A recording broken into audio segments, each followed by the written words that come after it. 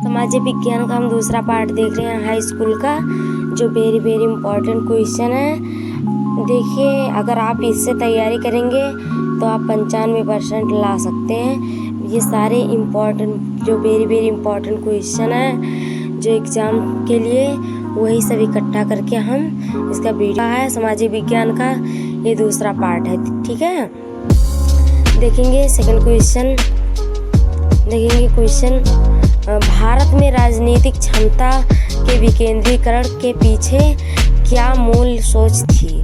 तो देखिए, विकेंद्रीकरण है क्या, पहले हम विकेंद्रीकरण देख लेंगे। तो विकेंद्रीकरण किसे कहते हैं, हम देखेंगे विकेंद्रीकरण। तो जब विकेंद्रीकरण क्या है, जब उच्च अधिकारी अपने से नीचे कर्मचारियों को अपने कुछ अधिकारों को दे देता है, इसको विकेंद्रीकरण कहते हैं। ठीक है, तो विकेंद्रीकरण आपको पता चल गया क्या है कि जब उच्च अधिकारी अपने कुछ अधिकारों को अपने से छोटे अधिकारियों को अपने छोटे कर्मचारियों को अपने कुछ अधिकारों को दे देता है, इसको हम विकेंद्रीकरण कहते हैं। ठीक है, तो हम देखेंगे, चलिए हम क्वेश्चन देखते हैं। क्वेश्चन हम देखते हैं, भारत में राजनीतिक शक्ति के विकेंद्रीकरण के पीछे मूल विचार केंद्र सरकार से निचले स्तर की स्थानीय सरकारों जैसे राज्यों, जिलों और गांवों में शक्ति और निर्णय लेने के अधिकार को वितरित करना है। इस अवधारणा को हम विकेंद्रीकृत। नेक्स्ट क्वेश्चन हम देखेंगे। नेक्स्ट क्वेश्चन हम देख रहे हैं अथवा वाला क्वेश्चन देख रहे हैं दूसरा।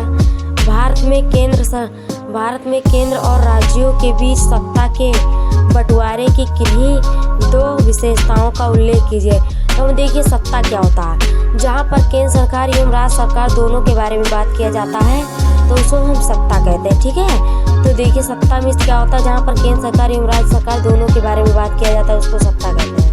सत्ता के बंटवारे की किन्हीं दो विशेषताओं का उल्लेख कीजिए।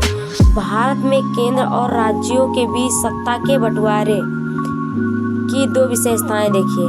केंद्र सरकार और राज्य सरकारों के बीच सत्ता का बंटवारा संविधान की संरचना के लिए बुनियादी है। संसद एवं इस व्यवस्था में परिवर्तन नहीं कर सकती है। कौन? केंद्र सरकार और राज्य सरकार के बारे में बात किया जा रहा है, परिवर्तन नहीं कर सकती है।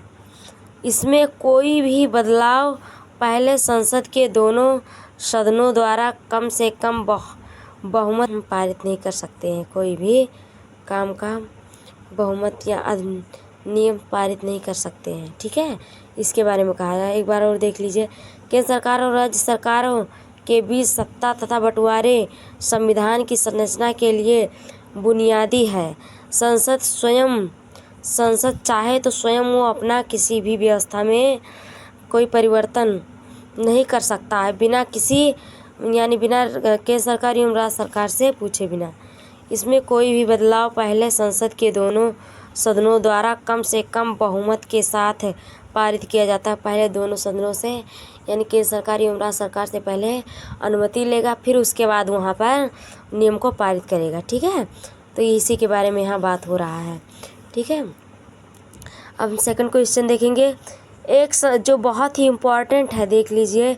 यदि आपको हमारा वीडियो पसंद आए तो प्लीज़ लाइक करिएगा। यदि आप चैनल पर नए हो तो चैनल को सब्सक्राइब कर लीजिएगा, क्योंकि हमारे इस चैनल पर अच्छी तरह से एग्ज़ाम की तैयारी कराई जाएगी और आप अच्छे से तैयारी कर सकते हैं। आपने पढ़ा भी नहीं होगा तो फिर भी 95% आप ये लर्न करके आप ला सकते हैं। ठीक है, जो वेरी वेरी इम्पॉर्टेंट क्वेश्चन है। देखेंगे नेक्स्ट क्वेश्चन हम देखेंगे, एक संसाधन के रूप में मिट्टी के महत्व का उल्लेख करें तथा भारत में पाई जाने वाले किन्हीं दो प्रकार की मिट्टियों का वर्णन कीजिए। काली कपासी मृदा का उपयोग ईंटों के निर्माण में किया जाता है, यानी ईंटों के निर्माण में काली कपासी मिट्टी का उपयोग किया जाता है। सेकंड देखेंगे, ये 80 वर्ड वाला है, जा सकता है। भारतवर्ष जैसे विशाल देश में विभिन्न प्रकार की मिट्टियाँ पाई जाती है। ठीक है, विभिन्न प्रकार की यहाँ पर मिट्टियाँ पाई। कौन कौन से देखेंगे हम? 3 देखेंगे।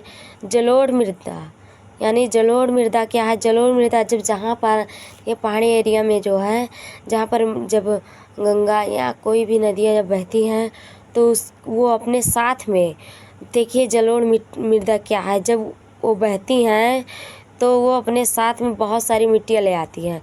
धीरे धीरे धीरे धीरे वो मिट्टियाँ बैठती जाती है और वो फ्रेश पानी होकर, यानी साफ़ पानी होकर के वो बह जाता है और मिट्टियाँ जो होती है वो मैदानों में वहाँ पर, मतलब वहाँ पर वो रह जाती है। उसी मिट्टियों को क्या बोलते हैं? जलोढ़ मिट्टी बोलते हैं। ठीक है, मृदा बोलते हैं। मृदा में इस मिट्टी होता है। ठीक है, तो जो हमारी नदियाँ लेकर आती हैं मिट्टियाँ और उनको छोड़ देती हैं, फिर धीरे धीरे वो फ्रेश वाटर में कन्वर्ट होकर के वो बह जाती हैं और जो वहाँ पर मिट्टियाँ होती हैं उसको जलोढ़ मिट्टी कहा जाता है। ठीक है, भारत में सर्वाधिक प्रचलित मृदा है जलोढ़ मिट्टी और ये बहुत ही उपजाऊ होती हैं, जो बहुत ही उपजाऊ होती है। देखिए जो पहाड़ों पर जितने भी वो होते हैं, जैसे खरपतवार होते हैं, तो वो खाद्य पदार्थ से मतलब खाद बन जाते हैं। ठीक है, तो इसलिए वो उपजाऊ, बहुत ही उपजाऊ होता है। लेटराइट मृदा, देखिए साबूदाना, रबड़ और काजू जैसे बागानी फसलों के लिए उपयुक्त है। कौन? लेटराइट मिट्टी। काली कपासी मृदा का उपयोग ईंटों के निर्माण में किया जाता है। ठीक है, ईंटों के निर्माण में किया जाता है। कपास इसमें उगाया जाता है काली मिट्टी में। लेटेराइट मिट्टी क्या है? यानी इसमें कई प्रकार के वो पाए जाते हैं, कई प्रकार के धातु पाए जाते हैं, इसलिए इसे लेटेराइट मिट्टी कहते हैं। ठीक है, कई प्रकार के धातु पाए जाते हैं, इसलिए इसको लेटेराइट मिट्टी कहते हैं। ठीक है, यदि आपको हमारा वीडियो पसंद आए तो प्लीज़ लाइक एवं सब्सक्राइब करिएगा और आपको एग्ज़ाम की तैयारी करने के लिए, हमसे जुड़ने के लिए आप हमारे चैनल को सब्सक्राइब कर लीजिएगा। धन्यवाद।